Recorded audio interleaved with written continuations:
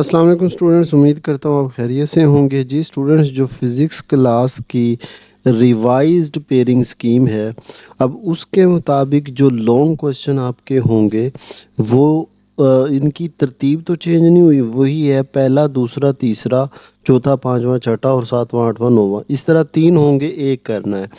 बस जो चेंज हुई है वो ये है कि जो एक्सरसाइज वाली बात थी, अब वो कंटेंट में से, पूरे कंटेंट से शॉर्ट भी और लॉन्ग भी आएंगे। अच्छा बेटा, पहले तीन जो लॉन्ग क्वेश्चन, मतलब लॉन्ग क्वेश्चन इस तरह बनना है, एक न्यूमेरिकल बनना है और एक थ्योरी बननी है। तो तीनों चैप्टर के न्यूमेरिकल की एक शॉर्ट वीडियो बन चुकी है। जिसने अभी नहीं देखी बेटा, कमेंट में जाके, मैंने पहले कमेंट में भी उसका लिंक दे दिया है और उसका डिस्क्रिप्शन में भी उसका लिंक दे दिया है। न्यूमेरिकल बेटा कर लें। अब हम एक एक चैप्टर करके इनकी थ्योरी करेंगे, तो मतलब फिर आपका ये वाला पोर्शन पूरा हो जाएगा। अब इस चैप्टर में हम चैप्टर नंबर 3 करने लगे हैं, क्योंकि इस चैप्टर नंबर 3 से बेटा ज़्यादा चांसेस हैं जो आपका लॉन्ग थ्योरी का आए। क्योंकि जो न्यूमेरिकल हैं जो भी आएंगे, तीनों मैंने एक ही वीडियो में करवा दिए हैं, आप वो ज़रूर देखें। तो थ्योरी का जो बेटा चैप्टर 3 है, इसके ये कुछ तो ये देखें, जो मैंने रेड किया हुआ है ये स्मार्ट सिलेबस में कट गया हुआ है। तो इसकी अगर एक वीडियो वन शॉट बनाते हैं तो वो ना ज़रा लंबी हो रही थी।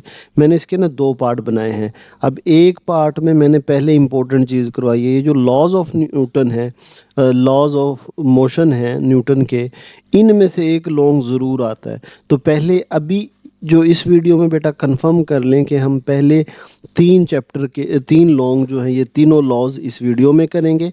और जो बाकी तीन इसके और लॉन्ग इंपॉर्टेंट बचते हैं वो अगली, यानी ये पार्ट 1 है यूं कह लें चैप्टर 3 का, और पार्ट 2 फिर ये हमारा फुल हो जाएगा। ये एक किस्म की हमारी मतलब वन शॉट वीडियो का एक पार्ट है, क्योंकि कंप्लीट जो है वो ज़्यादा लंबी हो रही थी। तो इंशाल्लाह आपको समझ आएगा बेटा, साथ साथ इन चीज़ों को करें तो ये वीडियो बेटा पूरी सुनने से ही आपकी चीज़ें सारी क्लियर हो जाएंगी इंशाल्लाह। तो चलें जी, वीडियो को शुरू करते हैं। जी तो बेटा आज का हमारा जो पहला लॉन्ग क्वेश्चन है यूनिट 3 का, वो न्यूटन लॉज में से न्यूटन फर्स्ट लॉ, जो न्यूटन का फर्स्ट लॉ है मोशन का। तो मोशन के लॉज में पहला लॉ, वो हमारा आज का इम्पोर्टेंट लॉन्ग क्वेश्चन है। इसको आप लोगों ने समझना है ध्यान से, और फिर मैं बता दूंगा कि पेपर में आप लोगों ने इसको लिखना कैसे है। ठीक है बेटा? अब समझते हैं न्यूटन फर्स्ट लॉ को। सोचें बेटा, अगर ये बुक टेबल के ऊपर रखी हुई है, तो ये जब तक इसके ऊपर कोई फोर्स एक्ट नहीं करती, आप सोचें कि फोर्स नहीं लग रही, तो क्या ये बुक कभी मूव करेगी? अभी तो रेस्ट में है ना। तो क्या ये किसी मोशन में आएगी? क्या ये अपनी जगह चेंज करेगी? जब तक हम फोर्स नहीं लगाते तो नहीं करेगी ना। बॉडी अपनी स्टेट चेंज नहीं करेगी। स्टेट का मतलब ये होता है कि बॉडी अगर रेस्ट में है ना, तो वो मोशन में नहीं जाएगी। ठीक है? तो उसने मोशन में नहीं जाना। और अगर बॉडी मोशन के अंदर है, तो जब तक एब्सेंस ऑफ फोर्स है, फोर्स मौजूद नहीं है, तो उसने रेस्ट में नहीं जाना। वो हमेशा क्या रहेगी? मोशन में है तो मोशन में रहेगी, रेस्ट में है तो रेस्ट में रहेगी, जब तक उसके ऊपर कोई ना कोई फोर्स ना लग जाए। तो अब सवाल यही था कि बुक टेबल के ऊपर रखी हुई है, जब तक इसके ऊपर हम फोर्स नहीं लगाते, तो क्या ये टेबल जो बुक है, ये अपनी स्टेट चेंज करेगी? स्टेट चेंज का मतलब ये हुआ कि रेस्ट में तो है, क्या ये मोशन में जाएगी? नहीं ना। तो आपकी बुक में बार बार एक वर्ड यूज होगा, स्टेट का चेंज होना। तो बड़ी सिंपल सी बात है, स्टेट के चेंज होने का मतलब है मोशन में है तो रेस्ट में चली जाए, रेस्ट में है तो मोशन में चली जाए। ये मतलब होता है स्टेट में, स्टेट का चेंज होना। रेस्ट एक स्टेट है, मोशन एक स्टेट है, चेंज होना या ना होना। अब जब तक फोर्स नहीं लगेगी तो स्टेट कभी भी चेंज नहीं होगी। रेस्ट में है बॉडी तो वो हमेशा रेस्ट में रहेगी, बॉडी मोशन में है तो मोशन में रहेगी। मोशन की एग्जांपल देखते हैं। आप सोचें कि एक साइकिल आ रही है, हम इमेजिन कर लेते हैं, हम फर्ज करते हैं कि उस साइकिल पे जितनी भी फोर्सेस लग रही थी सारी खत्म हो जाए। मिसाल के तौर पर वो टायर और ज़मीन के दरमियान में जो फ्रिक्शन की फोर्स थी वो ख़त्म हो जाए, जो बंदा उस पर फोर्स लगा रहा था वो भी ख़त्म हो जाए, जो ग्रेविटी है वो भी ख़त्म हो जाए। लेकिन वो शुरू में चल रही थी पहले, और अब जब जैसे हमने उस साइकिल को चला दिया, अब सारी फोर्सेस हमने फर्ज कर लिया ख़त्म हो जाए, तो क्या वो कभी साइकिल रुकेगी? तो वो मोशन में रहेगी ना हमेशा। तो न्यूटन फर्स्ट लॉ में यही बात करता है कि एब्सेंस ऑफ फोर्स, फोर्स का मौजूद ना होना, अगर फोर्स मौजूद नहीं होगी तो बॉडी कभी भी अपनी स्टेट चेंज नहीं करेगी, कभी भी वो रेस्ट से मोशन में या मोशन से रेस्ट में नहीं आएगी। तो पहले डेफिनेशन देखें, a body continuous it's state, या वो रेस्ट है, स्टेट ऑफ रेस्ट, या यूनिफॉर्म मोशन, यूनिफॉर्म मोशन है इन अ स्ट्रेट लाइन, तब तक वो कंटिन्यू रखेगी। ये वर्ड है सबसे जबरदस्त, इस डेफिनेशन की जो जान है ना वो ये वर्ड है। अ बॉडी कॉन्टिन्यूस, कॉन्टिन्यूस रखेगी अपनी स्टेट ऑफ, या वो रेस्ट हो या वो uniform motion of straight line हो, तब तक कंटिन्यू रखेगी जब तक unless act upon the some external force. अब देखो यहाँ बुक है, मैं हाथ से इस बुक पर फोर्स लगा के इसको मूव ना करवाऊं तब तक ये अपनी स्टेट जो कि रेस्ट है वहीं पे रहेगी, उसी को कंटिन्यू रखेगी। जैसे मैंने साइकिल की एग्जांपल दी, वो आ रही है उसमें से सारी फोर्सेस खत्म हो जाए तो वो अपनी कंटिन्यू रखेगी स्टेट को, जो मोशन में है वो चलती रहेगी। तो ये हमारे पास क्या होता है, ये लॉ था न्यूटन फर्स्ट लॉ। सिंपल सी बात, इंतहाई आसान वर्डों में वर्ड्स में समझो कि भाई जी फोर्स अगर नहीं है ना तो बॉडी ने, अगर वो रेस्ट में है तो वो हमेशा रेस्ट में रहेगी, अगर बॉडी मोशन में है तो उसने हमेशा मोशन में रहना है। ये न्यूटन का पहला लॉ था और रसूलन बनता भी यही बात है। अब एग्जांपल्स हैं, एग्जांपल आप अपनी बुक वाली ये जो आपके उसमें लिखे, अब सवाल खड़ा होता है कि जी आपने लॉन्ग क्वेश्चन अटेम्प्ट करना है तो कैसे करेंगे सर। तो सबसे पहले आप अपनी ये डेफिनेशन लिखेंगे, लॉन्ग क्वेश्चन की हेडिंग डाल के ना, Newton first law of motion ये डाल के आप ये सबसे पहले नंबर पे अपनी डेफिनेशन लिखेंगे, फिर एग्जांपल पे आ जाएंगे। पहले आप एक स्टेट जो कि रेस्ट है उसकी एग्जांपल दे दो, उसमें लिख दो कि ये it is our common observation that a force is required to move or stop a body। ये एग्जांपल देना शुरू कर दो, यहाँ से लिखना शुरू करना है आपने। A book placed on a table remain there unless a force is applied to move it। जब तक इसके ऊपर कोई फोर्स नहीं लगती तो वो मूव नहीं करेगी, उससे पहले पहले तक वो टेबल पे मौजूद रहेगी, वैसे रेस्ट में रहेगी। या एक और एग्जांपल है मोशन की, a ball rolling on a floor should continue to move with the same velocity in the absence of an applied forces. जब तक अप्लाइड फोर्सेस मौजूद नहीं है, एब्सेंस का मतलब मौजूद ना होना, गैर मौजूदगी, अप्लाइड फोर्सेस नहीं है तो वो जो रोलिंग बॉल बॉल है ना जो फ्लोर के ऊपर मूव कर रही थी, तो वो हमेशा सेम वेलोसिटी में मूव करती रहेगी। ठीक है, तो बट ये लिखने की ज़रूरत नहीं है, but practically we see that it is not true, the ball stop. Practically तो क्या होता है, जैसे हम फ्लोर के ऊपर बॉल को मूव करवाते हैं तो वो थोड़ी देर बाद जाके रुक जाती है।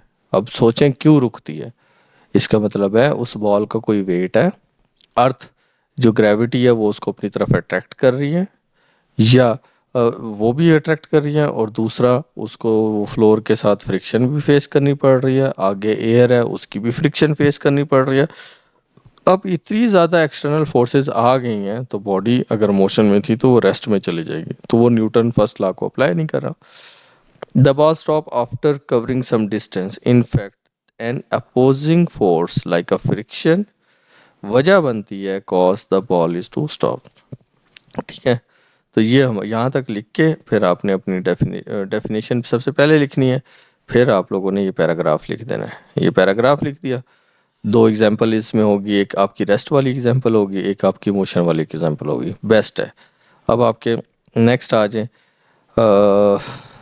हाँ ये अब अलग से शॉर्ट क्वेश्चन बनते होते हैं ना, ये आप लोगों ने एज ए शॉर्ट क्वेश्चन भी याद रखना है, अगर लॉन्ग क्वेश्चन आ जाएगा तो तब भी आपने याद रखना है।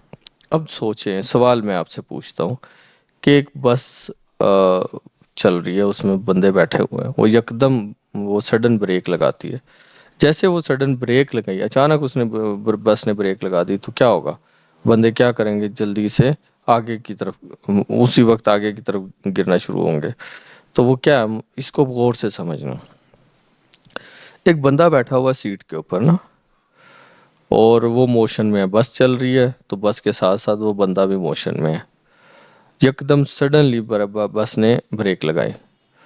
अब बंदे ने अपनी जो मोशन, अपनी स्टेट है ना वो कंटिन्यू रखी है, मोशन वाली स्टेट है वो उसमें मौजूद रहना चाहता है, अचानक से बस ने ब्रेक लगा दी, लेकिन बंदा उसी स्टेट में रहेगा। अब वो यकदम जो ब्रेक लगी है ना, और बंदे की जो मोशन थी वो मोशन में था, बंदा स्ट्रेट लाइन में मोशन मूव कर रहा था। तो अनर्शिया की वजह से, न्यूटन फर्स्ट लॉ की वजह से, हमने क्या कहा था, एब्सेंस ऑफ नेट फोर्स मौजूद ना होना। अब नहीं लगी, तो बंदा अपनी वैसे ही मोशन कंटिन्यू रखना रखना चाह रहा होता, तो वो सीट से उठ के आगे की तरफ से वैसे ही चला जाता है। इस वजह से वो आगे गिर रहे होते हैं, क्योंकि वो अपनी स्टेट चेंज नहीं करना चाह रहे होते ना। तो ये वजह होती है, ये पढ़ के देखें। When a fast moving bus stop suddenly, the passengers tends to bend forward, वो आगे की तरफ गिरने की ट्राई करते हैं। क्यों होता है? It is cause that when want to continue their motion, वो अपनी मोशन जो उनसे वो कंटिन्यू रखना चाहते हैं। ऑन द अदर हैंड, दूसरे साइड पर क्या हुआ, when the bus starts moving quickly from rest, the passenger are pushed back against the seat. Same यही केस, आप गाड़ी में बैठे थे, एकदम गाड़ी ने बड़ी जोर से स्पीड से गाड़ी चलाना शुरू किया, तो आप पीछे की तरफ से सीट की तरफ झुक जाते हैं ना, गिर जाते हो पीछे की तरफ। तो वो भी यही होता, आप रेस्ट में थे, वो आप रेस्ट में रहना चाहते थे, ठीक है, यकदम गाड़ी आगे चली है, तो वो आप उसी स्टेट में रहना चाह रहे थे रेस्ट में, इस वजह से आप पीछे के पीछे रह जाते हो। तो ये शॉर्ट क्वेश्चन भी बनता है। वो क्वेश्चन पूछ लेगा कि जी हम बस यकदम स्टॉप हो, सडनली ब्रेक लगे, तो पैसेंजर आगे की तरफ क्यों गिरते हैं? तो आपने कहना है because they want to continue their motion. असल बात ये है, लेकिन लिखोगे आप ये पूरा पैराग्राफ ही, ठीक है। तो आप लोग ये लिख लेंगे न्यूटन फर्स्ट लॉ में, और सबसे पहले आप डेफिनेशन लिखेंगे, उसके बाद उसकी ऊपर वाली दो एग्जाम्पल हैं, फिर ये नीचे वाला पैराग्राफ लिख देंगे। फिर उसमें वो एक अलग से शॉर्ट क्वेश्चन पूछ सकते हैं कि न्यूटन फर्स्ट लॉ जो मोशन है, इसमें मेन वजह क्या होती है जो स्टेट को चेंज करती है? वो फोर्स होती है। तो आप फोर्स की डेफिनेशन अलग से शॉर्ट क्वेश्चन याद रखें, न्यूटन फर्स्ट लॉ में लिखने की ज़रूरत नहीं है इसको। तो आपने ये डेफिनेशन याद रखनी है। फोर्स एक्चुअल में वो एजेंसी है, वो एजेंसी का मतलब होता है जहाँ जो मेन रीज़न बनती है ना, विच चेंज टू टेंस का मतलब होता है ट्राई करना, कोशिश करना, to change the state of rest और यूनिफॉर्म मोशन। दोबारा देखें, फोर्स एक ऐसी एजेंसी है जो क्या करती है, चेंज करती है या चेंज करने की कोशिश करती है। इसको मिसाल से समझें। एक है आपके सामने एक चेयर पड़ी थी या टेबल पड़ा था, आपने उस पर फोर्स लगाई, वो टेबल मूव करना शुरू हो गया, ठीक है। जब वो मूव करना शुरू हो गया, तो इसका मतलब उसमें मोशन आ गई। वही फोर्स आप दीवार के साथ लगाओ, अपनी दीवार के ऊपर लगाओ, दीवार मूव करेगी नहीं ना। हाँ, लेकिन टेंस हो रहा है, ट्राई हो रही है, उसको उसकी जो स्टेट है रेस्ट में है ना दीवार, उसको आप चेंज करवाना चाह रहे हो। चेंज, फोर्स लगाई, कोशिश जरूर हो रही है चेंज होने की, लेकिन चेंज नहीं हो रही। वही फोर्स आप टेबल पे लगा रहे हो, तो टेबल क्या कर रहा है, मूव कर रहा है। तो बॉडी चेंज कर लेती है स्टेट को, या चेंज करने की कोशिश करती है। कौन सी स्टेट ऑफ रेस्ट, या और का मतलब क्या हुआ, या मोशन में थी तो मोशन को आप रेस्ट में ले आते हो, रेस्ट में थी तो उसको मोशन में लेके आते हो। वो कौन करती है? वो फोर्स करती है। ठीक है। तो अब लॉन्ग क्वेश्चन आपका वैसे भी यहाँ तक कंप्लीट हो जाएगा। आप डेफिनेशन लिखोगे, ऊपर वाली एग्जांपल लिखोगे, नीचे वाला पैराग्राफ लिख दोगे, तो इंशाल्लाह आपका बेस्ट एक लॉन्ग क्वेश्चन कंप्लीट हो जाएगा, ठीक है। फोर्स को एज ए अलग शॉर्ट क्वेश्चन आपने याद रखना है। अब एक और मोस्ट इम्पोर्टेंट शॉर्ट क्वेश्चन आ रहा है, अनर्शिया, ठीक है। अब अनर्शिया को ध्यान से समझना है आपने। अब यहाँ पे ये एक बड़ी बेस्ट एग्जांपल दी हुई है, पहले हम इससे देखते हैं, समझते हैं। अब यहाँ पर एक कप पड़ा हुआ, सॉरी, कप, चैनक, ये सारी चीज़ें पड़ी हुई हैं। नीचे एक कपड़ा है। अब देखें कि अगर यकदम आप बड़े स्पीड से इस कपड़े को बाहर की तरफ खींचते हो, तो ये कप अपनी ही पोजीशन पर स्टिल वहीं रहेंगे। सोचें, इन कप का एक मैस है, और ये किस में है, रेस्ट के अंदर है। बॉडी अपनी स्टेट जो कि रेस्ट थी वो कंटिन्यू रखेगी। अगर हम इसको चेंज करना चाहेंगे ना, तो यहाँ पे रेजिस्टेंस आती है, मतलब ये मुखालफत करती है, ये कहती है कि नहीं, मुझे रेस्ट पे रहने दो। तो अब जैसे ही पर्दा खींचेंगे, तो ये अपनी स्टेट चेंज नहीं करना चाहती, तो जब अपनी स्टेट चेंज नहीं करना चाहती तो ये वहीं पे रहेगी। वो जो स्टेट चेंज ना करना है, इस बॉडी की वो खसूसियत है जो कि वो अपनी स्टेट चेंज नहीं करना चाह रही, उस प्रॉपर्टी को, उस खसूसियत को हम अनर्शिया कहते हैं। बात क्लियर हुई बेटा? अब देखो, आप न एक कागज़ है, कागज़ के ऊपर एक कॉइन रख दो, सिक्का रख दो, सिक्का रख के एकदम कागज़ को खींचो तो कॉइन वहीं रहती है ना, वो अपनी स्टेट चेंज नहीं करती। क्यों नहीं करती? कि वो अपनी स्टेट चेंज, इस वजह अनर्शिया की वजह से वो स्टेट चेंज नहीं कर रही, तो वो रेजिस्ट करती है, वो कहती है नहीं मुझे अपनी स्टेट कंटिन्यू रखने दो। अब एकदम बस आ रही है, वो बड़ी स्पीड में आ रही थी, आप उसको ये सडन ब्रेक लगाओ, क्या वो अचानक रुक जाती है? नहीं, वो क्या करती है, बस थोड़ी दूर जाके रुकना शुरू करती है। वजह क्या है? कि वो अपनी कंटिन्यू जो मोशन है वो कंटिन्यू रखना चाहता है, बस अपनी कहती है कि मुझे मूव कर रही हो तो मुझे मूव करने दो। अब जब हम उसे रोकते हैं तो रेजिस्ट करती है, कोई ना कोई नुकसान करती है। तो ये बॉडी का अपनी स्टेट को कंटिन्यू रखना, उस बॉडी की जो प्रॉपर्टी है उसको हम इनर्शिया कहते हैं। The property of a body to maintain its state. अब वो स्टेट बार बार बता रहा है, वो रेस्ट भी हो सकती है, यूनिफॉर्म मोशन भी होते हो सकती है स्ट्रेट लाइन में। उस प्रॉपर्टी को, ये जो प्रॉपर्टी है, इस प्रॉपर्टी को इनर्शिया कहते होते हैं। एक और बड़ी इंपॉर्टेंट बात है, अब देखिए जितना ज़्यादा मैस होगा ना उतना ज़्यादा इनर्शिया होगा। अब सोचें, आप दो चीज़ों को मूव करवा रहे हैं, आपके सामने चेयर है और एक सोफ़ा है, बड़ा सोफ़ा। अब जब चेयर का मैस कम है, आप उस पर फोर्स लगाओगे ना, वो जल्दी अपनी स्टेट चेंज कर लेगी। और वहीं पर आप सोफ़ा है ना, सोफ़े पे शुरू में फोर्स लगाओगे ना, तो अब वो ज़्यादा रेजिस्ट करेगा, वो ज़्यादा मुखालफत करेगा, वो अपनी स्टेट चेंज मुश्किल से करेगा। तो इसका मतलब जितना मैस ज़्यादा होगा, सोफ़े का मैस ज़्यादा है तो उसका उतना इनर्शिया ज़्यादा होगा, वो उतनी मुखालफत करेगा, वो उतना स्टेट चेंज करने से घबराएगा। और चेयर है, उसका मैस कम है, तो वो अपनी स्टेट इजीली चेंज कर देगी। तो मैस बड़ा डिपेंड करता है, बड़ा इंपॉर्टेंट एमसीक्यूज है, याद रखना। Mass of an object is measured with its inertia. Greater mass जो सा है उसका ग्रेटर इनर्शिया होता है, लेस मैस उसका कम इनर्शिया होता है। ये शॉर्ट क्वेश्चन है, ये साथ के साथ मैंने कहा चलो समझा देता हूँ। अब Newton second law of motion आ गया, मोस्ट इंपॉर्टेंट लॉन्ग क्वेश्चन है, मोस्ट इंपॉर्टेंट। ठीक है, अब पहले लॉ में हम यही पढ़ते आए कि जी फोर्स नहीं होनी चाहिए, एक्सटर्नल फोर्स जब तक नहीं लगेगी बॉडी स्टेट चेंज नहीं करेगी, ये पहला लॉ था।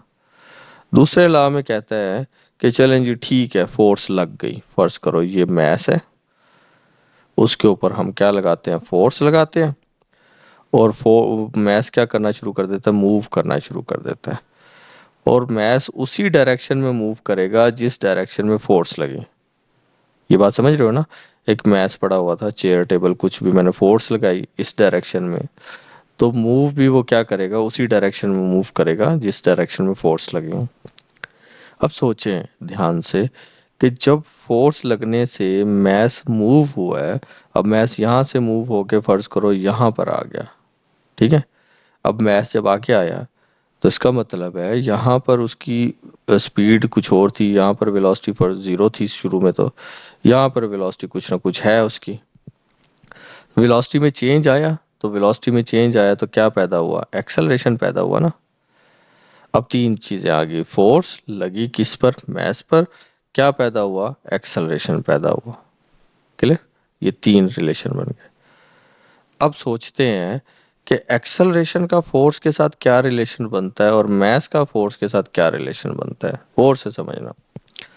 अब सोचें, मैं दोबारा, ये मैस था, इसके ऊपर फोर्स लगी, ठीक है, फोर्स लगी, और क्या पैदा हुआ, एक्सेलरेशन पैदा हुआ जब मैस यहाँ पर पहुंच गया। अब हमने देखना था कि एक्सेलरेशन का फोर्स के साथ क्या रिलेशन बन रहा है, मैस का फोर्स के साथ क्या रिलेशन बन रहा है।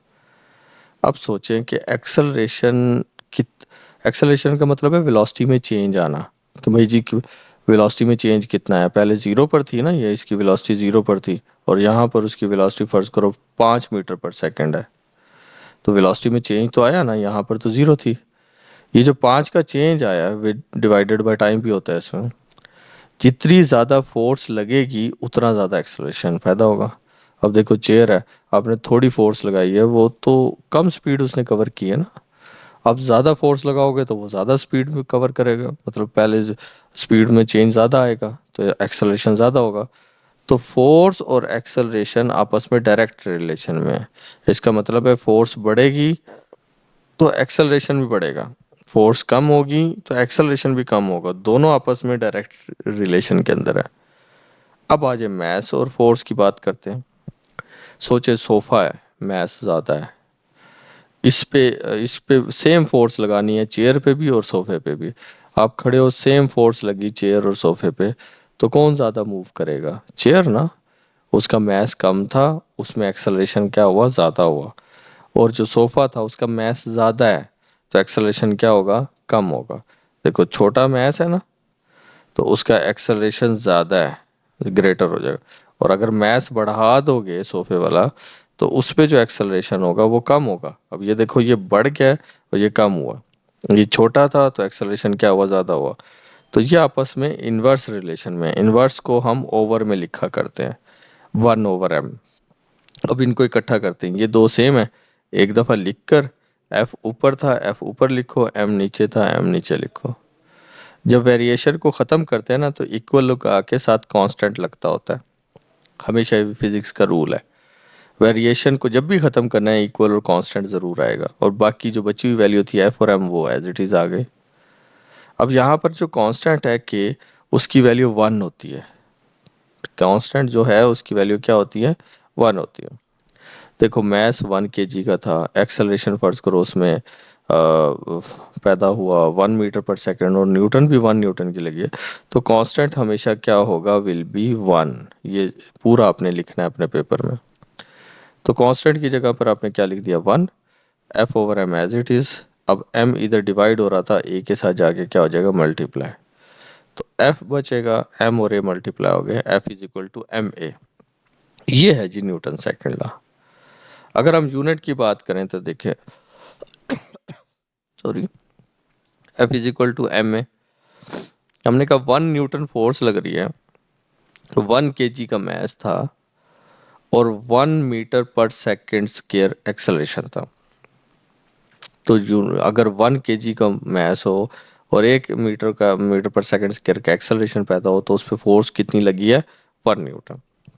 ये उसने डेफिनेशन की है कि 1 newton is a force which produce an acceleration of 1 metre per second square. जिस बॉडी पे लगी है उसका मास कितना है? 1 kg। सॉरी। अच्छा, अब आप लोगों ने ये लॉन्ग क्वेश्चन लिखना कैसे है? सबसे पहले आपने ये इसकी स्टेटमेंट डिफाइन करनी है। सेम जो हमने पढ़ा वही है। हमने कहा था कि फोर्स लगी मैस पे, और मैस में एक्सेलरेशन पैदा हुआ किस डायरेक्शन में? जिस डायरेक्शन में फोर्स लगी थी। तो ये देखो, if a net force act on a body, it's acceleration of a body in the direction of force. जो एक्सेलरेशन पैदा हुआ है ना, वही उसकी डायरेक्शन क्या है? नेट फोर्स वाली डायरेक्शन है। अब फिर नीचे वाली देखो, the magnitude of acceleration is directly proportional to the net force. Magnitude of acceleration is directly proportional to the magnitude of force. Magnitude का मतलब वैल्यू होती है, कि जितनी वैल्यू की फोर्स लगी है। और वही एक्सेलरेशन इनवर्स रिलेशन में है किसके साथ? मैस के साथ। And inversely proportional to its mass of a body. ये डेफिनेशन लिखेंगे। फिर उसके बाद आप लोग लिखोगे, ये पैराग्राफ लिखोगे। ये लिखने के बाद फिर ये, नहीं आप ऐसा करो, इसको रहने दो, पहले पैराग्राफ को आप डेफिनेशन लिखो, फिर यहाँ से स्टार्ट करो, और बुक पे यहाँ तक एज इट इज़ लिखना है आपने। ठीक है? तो ये आपका बड़ा वीआईपी एक लॉन्ग क्वेश्चन तैयार हो जाएगा। अब उसके बाद न्यूटन थर्ड लॉ है, effect of force on velocity को रहने दें। न्यूटन थर्ड लॉ है। न्यूटन थर्ड लॉ सिंपल सा है। पहले में क्या था लॉ में, कि जी फोर्स लगेगी ना तो बॉडी अपनी स्टेट चेंज नहीं करेगी। तो दूसरा लॉ क्या कहता है? ठीक है जी, हम फोर्स लगा के देखते हैं तो क्या होता है। फोर्स लगाई तो एक्सेलरेशन पैदा हुआ, एक्सेलरेशन का हमने रिलेशन बनाया फोर्स के साथ और मास के साथ। न्यूटन थर्ड लॉ में बड़ी सिंपल सी बात करता है, भाई जी हर एक्शन का एक रिएक्शन होता है, लेकिन अपोजिट डायरेक्शन में। हम पहले देसी सी को एग्जांपल लेते हैं। अब सोचें आपके हाथ में बॉल है और सामने एक दीवार है। अब बॉल को ना जितनी जोर से दीवार के साथ हिट करोगे ना, फेंकोगे दीवार की तरफ, दीवार उतनी ही जोर से आपकी तरफ वापस फेंकेगी। हिट करके वापस आती है ना। अब थोड़ा जोर से फेंको, थोड़ी फोर्स लगा के फेंको तो थोड़ी कम आएगी। ज्यादा फोर्स से लगा के फेंकोगे तो आपके नजदीक ज्यादा आएगी। तो भाई आपका जो बॉल फेंकना है वो एक्शन है, और बॉल का वापस बॉल को जो दीवार है उसका बॉल को वापस फेंकना जो है वो रिएक्शन है। अब सोचिए इनकी डायरेक्शन क्या सेम होगी? नहीं नहीं। आप फेंक रहे हो वॉल की तरफ, तो डायरेक्शन आपसे वॉल की तरफ है, और वॉल दोबारा से रिएक्शन में आपकी तरफ फेंक रही है, तो आप डायरेक्शन अपोजिट हो गई ना, मुख्तलिफ हो गई ना। तो भाई स्टेटमेंट समझ लो। For every action, there is always an equal but opposite reaction. Equal होगी। आपने 5 न्यूटन की फोर्स से फेंकी बॉल, 5 न्यूटन से ही वापस आई है, लेकिन डायरेक्शन क्या है दोनों की? अपोजिट है। ये सिंपल स्टेटमेंट समझने वाली बात थी, ठीक है। तो ये हमारे पास क्या था? न्यूटन थर्ड लॉ था। लेकिन अब आपने अगर ये लॉन्ग में आ भी जाता है तो आप लोगों ने ये पूरा लिखना है। ये एग्जाम्पल डायग्राम बनानी है, डायग्राम में ऐसे बना के ना, तो इसको सेम ऐसे, ये ए पॉइंट है, ये बी पॉइंट है इसका, तो आपने लिख देना है सारे को। Whenever there is an interaction between two bodies A and B. A है आपका हाथ, बी है आपका ये टेबल। अच्छा, that about body A exert a force on a body B, the force known as action of A on B। A action कर रहा है किसके ऊपर? B के ऊपर। और सेम इसी रिस्पॉन्स में to the action the body B exert a force on body A, तो बॉडी बी भी फौरन एक रिएक्शनल फोर्स exert करेगी किसके ऊपर? ए के ऊपर। और उस फोर्स को हम क्या कहते हैं? रिएक्शन किसका? बी का ए के ऊपर है, ठीक है। ये एक्शन और रिएक्शन, अगर फर्ज करो शॉर्ट क्वेश्चन भी आता है, what is the difference between action and reaction, तो आप लोगों ने ये पैराग्राफ उसमें लिख देना। ये लॉन्ग के लिहाज से भी आपका तैयार हो रहा है।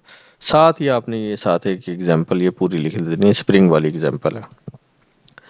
अच्छा, सबसे पहले तो डेफिनेशन आएगी, फिर उसके बाद अगर लॉन्ग लिख रहे हो तो फिर ये वाला पैराग्राफ आ गया आपका पूरा, तो आपने यहाँ तक लिखना है पैराग्राफ। फिर उसके बाद एक और बड़ी इंपॉर्टेंट बात है, समझना ध्यान से। आपने 5 न्यूटन की फोर्स लगा के बॉल को दीवार की तरफ फेंका था, तो दीवार ने भी 5 न्यूटन की फोर्स लगा के आपकी तरफ वापस फेंक दिया। अपोजिट डायरेक्शन हो गई। तो अगर एक प्लस की फोर्स है, पॉजिटिव फोर्स है, तो दूसरी फोर्स क्या होगी? नेगेटिव ना। 5 - 5 - 5 0, तो बॉल को तो रुक जाना चाहिए था। क्यों जीरो? जीरो पे रुका क्यों नहीं? एक्चुअल में ये जीरो होता ही नहीं है। जीरो तो तब होता ना कि बॉडी सेम होती।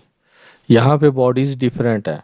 एक्शन करने वाला आपका हाथ है और रिएक्शन करने वाली दीवार है। दो डिफरेंट बॉडीज हो ना तो उसको सेम ऐड नहीं कर सकते हम लोग। तो दो डिफरेंट बॉडीज का होना ही एक्शन और रिएक्शन करवाता है। एक बॉडी एक्शन कर रही है तो दूसरी क्या करेगी? रिएक्शन, लेकिन अपोजिट डायरेक्शन में। उस यही बात बता रहा है। If one body exert a force on a second body, the second body also exert an equal but opposite force on the first body। ये बात समझाना चाह रहा है वो। दो डिफरेंट बॉडीज का जिक्र करना चाह रहा है। तो आपने डेफिनेशन लिखकर, ऊपर वाला पैराग्राफ लिखकर, और लास्ट में ये वाला पैराग्राफ भी लिखना है लाजमी, और लास्ट में ये चीज़ लिख देनी है। तो ये आपका न्यूटन थर्ड लॉ पूरा कंप्लीट हो जाएगा इंशाल्लाह। ठीक है बेटा, अपना ख्याल रखिएगा। अल्लाह हाफिज़।